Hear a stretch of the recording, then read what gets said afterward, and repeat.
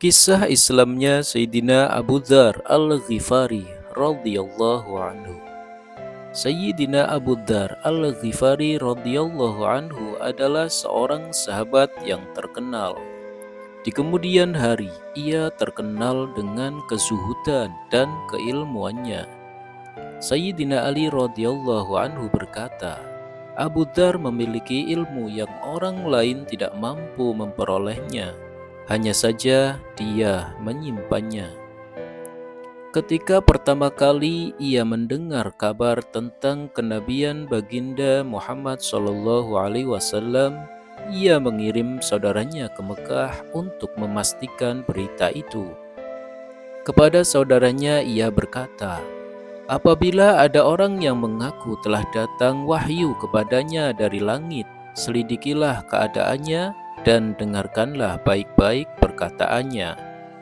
Saudaranya pun pergi ke Mekah. Setelah menyelidiki keadaan di sana, ia pun kembali dan melapor kepadanya. Aku melihatnya memerintahkan kebaikan dan akhlak yang mulia, dan aku mendengar ucapan yang bukan ucapan ahli syair atau ucapan ahli sihir. Abu Dzar tidak puas dengan laporan ringkas dari saudaranya itu. Ia memutuskan untuk pergi sendiri ke Mekah. Setibanya di sana, ia langsung menuju Masjidil Haram. Ia belum mengenal baginda Nabi SAW. Ia berpikir tidak aman jika menanyakan tentang baginda Nabi SAW kepada orang-orang. Maka hingga petang ia masih terus tinggal di Masjidil Haram dalam keadaan seperti itu. Ketika hari sudah mulai gelap, Sayyidina Ali radhiyallahu anhu melihat ada seorang musafir asing. Pada masa itu, menunaikan hajat para musafir, orang-orang miskin dan orang-orang asing sudah menjadi kebiasaan masyarakat Arab. Sayyidina Ali radhiyallahu anhu pun membawa musafir itu ke rumah dan menjamunya. Tetapi Sayyidina Ali radhiyallahu anhu merasa belum waktunya bertanya mengenai siapa dan apa maksud kedatangannya. Musafir tersebut juga tidak mengemukakan maksudnya kepada tuan rumah. Pagi harinya ia kembali ke masjid. Sepanjang hari, keadaan tetap seperti itu. Sayyidina Abu Dzar radhiyallahu anhu tidak bisa menemui baginda Nabi SAW karena dia belum mengenal baginda Nabi SAW dan tidak bisa bertanya kepada siapapun. Kemungkinan besar hal itu disebabkan berita tentang permusuhan orang-orang kafir terhadap baginda Nabi SAW telah tersebar luas. Siapa saja yang berani menemui beliau akan disiksa dengan segala cara.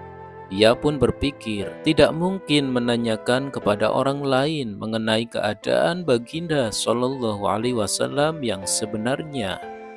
Ia takut jika ia bertanya kepada seseorang, kemudian orang tersebut berprasangka buruk, ia akan mendapatkan kesusahan.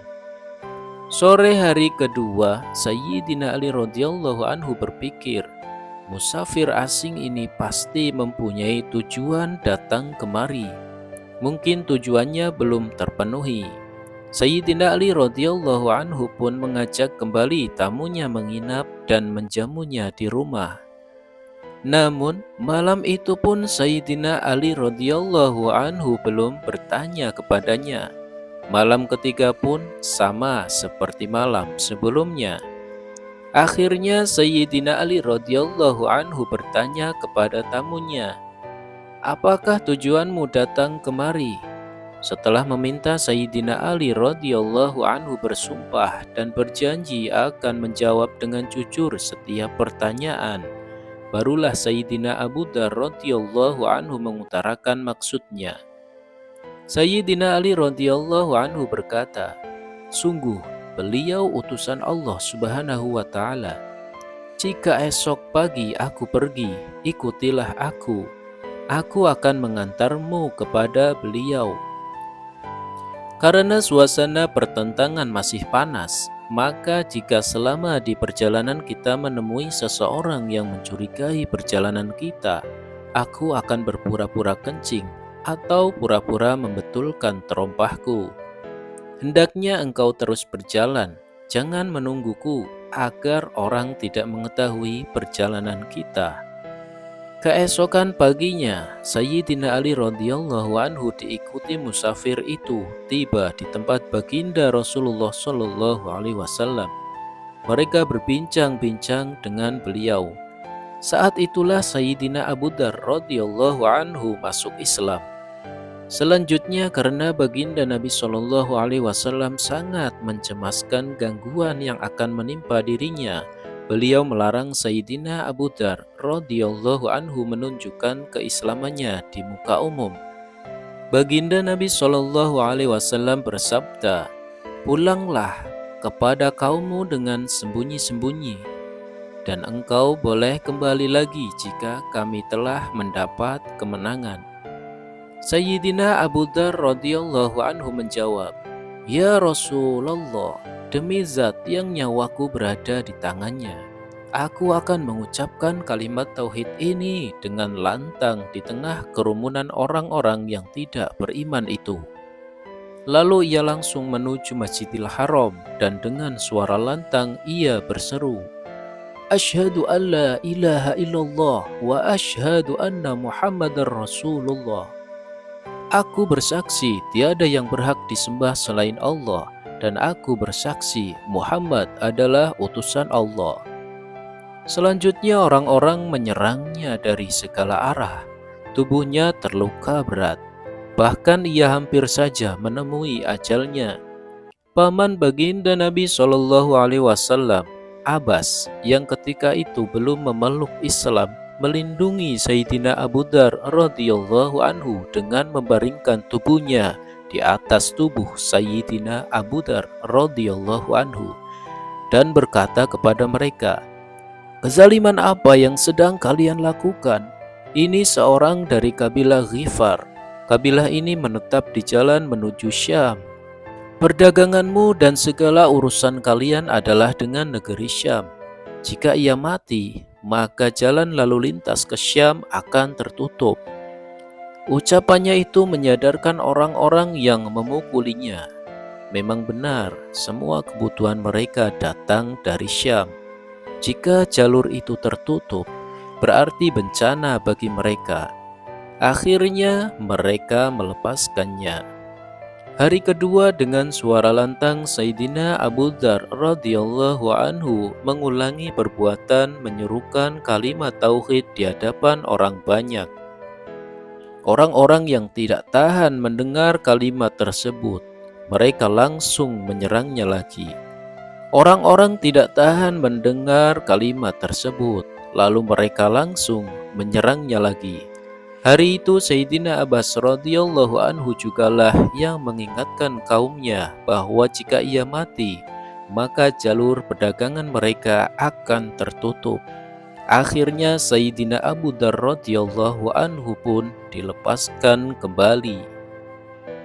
Meskipun baginda Rasulullah Shallallahu alaihi wasallam telah menyuruh Sayyidina Abu Dzar radhiyallahu anhu menyembunyikan keislamannya, tetapi Sayyidina Abu Dzar radhiyallahu anhu tetap menampakkan keislamannya secara terang-terangan karena semangat dan gelora hatinya. Tindakannya itu untuk membela yang hak. Adapun larangan baginda Nabi Shallallahu alaihi wasallam adalah karena rasa sayang beliau kepadanya. Beliau khawatir Sayyidina Abu Dzar radhiyallahu anhu tidak mampu menanggung resikonya. Tidak mungkin para sahabat radhiyallahu anhum menentang perintah baginda Nabi Shallallahu alaihi wasallam. Mengenai hal ini akan dijelaskan dalam bab selanjutnya. Dalam menyebarkan agama, baginda Nabi Shallallahu alaihi wasallam sendiri telah banyak menanggung penderitaan. Oleh sebab itu, Sayyidina Abu Dzar radhiyallahu anhu memilih untuk mengikuti penderitaan baginda Nabi Shallallahu alaihi wasallam, bukan menerima kemudahan yang diberikan beliau. Inilah penyebab urusan agama para sahabat radhiyallahu anhum meningkat. Dunia pun takluk di bawah telapak kaki mereka, dan mereka menang di setiap medan perjuangan. Siapapun yang telah mengucapkan syahadat sekali saja, ia berada di bawah naungan bendera perjuangan Islam. Tiada kekuatan sebesar apapun yang dapat menghentikan mereka, dan tidak ada kezaliman yang mampu menghalangi mereka dari menyebarkan agama. Wallahu a'lam bishawab.